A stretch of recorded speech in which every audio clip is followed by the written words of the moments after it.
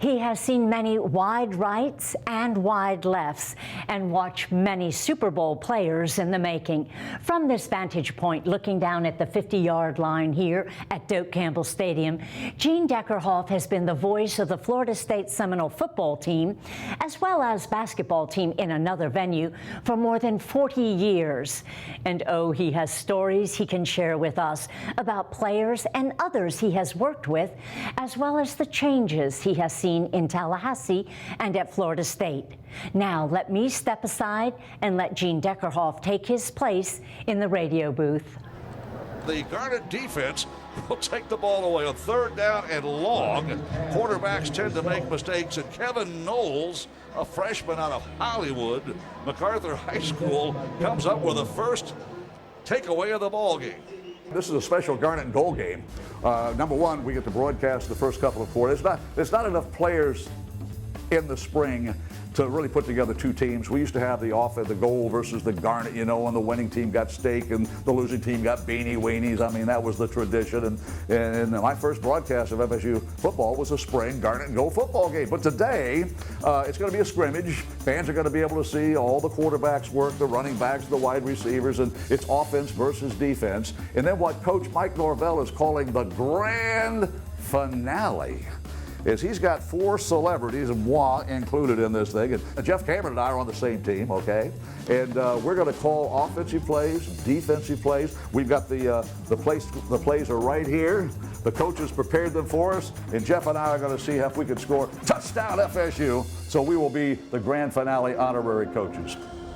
And the first snap of this 2021 spring game is a handoff, a play-action fake by Travis running outside and is shoved out of bounds around the 30-yard line. I moved to Tallahassee, Florida in 1974. The football job was not available, so I began my career at Florida State broadcasting basketball games from Tiny Tully Gym up in the Crow's Nest, you know, and rubbing shoulders with Bob Costas, who would come in about once every 4 weeks and broadcast Metro Conference Radio Game of the Week. And that was the first experience. And then in 1979, the football job came available, and boy, that's what I wanted. I wanted that football job, and I was blessed to get the job. And 43 years later, I'm still doing it. Here's a pass to the end zone, caught ball right on the goal line. It's a touchdown! Touchdown goal! We're on a road trip with the alumni director on the trip, and he said, "Hey, Gene, how many times do you think you've said touchdown Florida State?" 5, touchdown Florida State! And I said, you know, I don't know, but I can go back and get the press guides and count touchdown, touchdown, touchdown. So from that point on, I've been keeping track. It's 2,134. It's 1,032 Tampa Bay Buccaneer touchdowns. So that's just something I keep track of. And in the game, 633 Buccaneer games, 507, give or take 1 or 2 Florida State games. And we just reached the 1,300 mark in basketball, 1,301 basketball games. My great joy is having worked with and known Bobby Bowden and Tony Dungy, two of the finest human beings on this planet. Bobby Bowden is 91 years old. I hope he lives to be 111. And Bobby Bowden is a great friend, a tremendous coach, and obviously he built Florida State University football. Burt Reynolds was one of a kind. He never forgot that he was a Florida State Seminole. I'll never forget, we were doing a segment of great moments in Florida State football in a hotel down in Tampa. And all I had was a few little logos, FSU, you know, and a Seminole helmet. And he says, "Gene, we need more Seminole stuff." So we called down, "Hello, this is Burt Reynolds. We need some Seminole stuff." All of a sudden, every employee at that hotel that was a Seminole took stuff off the wall. We were surrounded by Florida. He never forgot he was a Florida State Seminole. God rest you, Burt, you're the best. Jesse the Body Ventura, he called me Mean Gene, and the name is stuck. And I'll tell you what, I'm from Florida. He was from Minneapolis, Minnesota. We're broadcasting the game in November at Soldier Field in Chicago. I've got every layer of clothes I can have on, a scarf and a hat, and I'm still cold. He's in a polo golf shirt and says, "Mean Gene, what's wrong? This is ideal weather for golf." And that's my story, and I'm sticking to it. Prime time, Deion Sanders. He never denied an interview. Whenever I needed an interview, he always said, "Okay, what do you need?" And that's Deion Sanders, and he hasn't changed a bit. He's had a tremendous career on the field and off the field. Warwick Dunn, building homes for the holidays.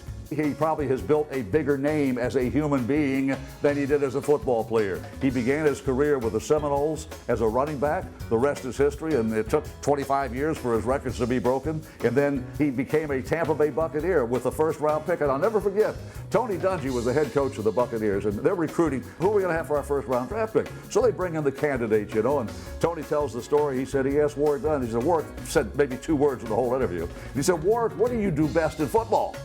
And Warwick sort of looked down at the ground, looked around, and he looked up to coach and says, I score touchdowns, coach. That was the reason why the Buccaneers signed Warwick Dunn in the first round. Touchdown, Florida State. Warwick Dunn, his first rushing touchdown of his career. Brad Johnson was a quarterback at Florida State, and I'll tell you this, he also played basketball. And a story I'm going to tell you that nobody else knows, but right now you know it.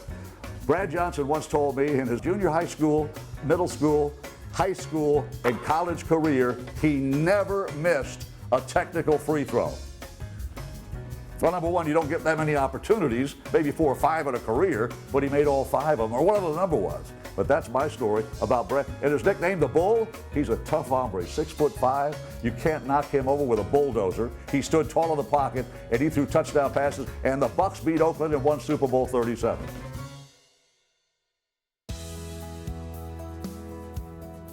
I've lived in Tallahassee since 1974. There are so many reasons that it would take an hour and a half documentary. There are 7 hills. There are 7 or 8 canopy roads. It's a beautiful city, and it's a city and country combined. And when I moved to Tallahassee in 1974, I moved from Bradenton, Florida. The median age in Manatee County in 1974 was like 67 and a half. The median age in Tallahassee, Florida was like 23.3. There's a reason why people move to Tallahassee and never leave.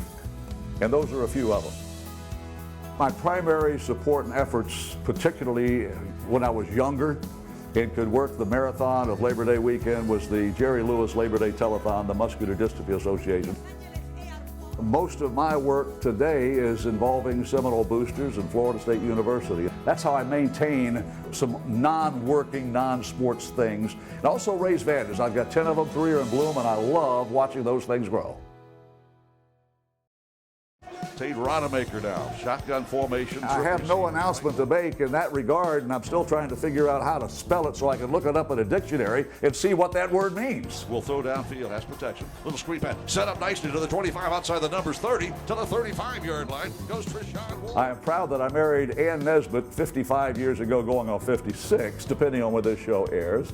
And I am proud of my 3 sons who are employed, have jobs, and 6 beautiful grandchildren. And I'm proud to say that I'm a born-again Christian. I was born again on April the 9th, 2000. And by golly, Bobby Bowden sent me the most special note I have ever gotten in my life. Thank you, Bobby. Thank you, Lord. And thank you, Pam, for doing this interview.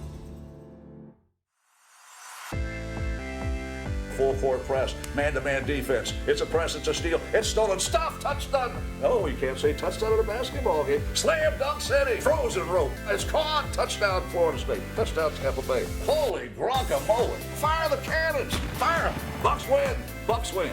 Noles win, Noles win. Touchdown FSU, touchdown Florida State. Fire them, oh wait, we're in Tallahassee. Dance, celebrate Seminoles, celebrate. Dance to the war chant.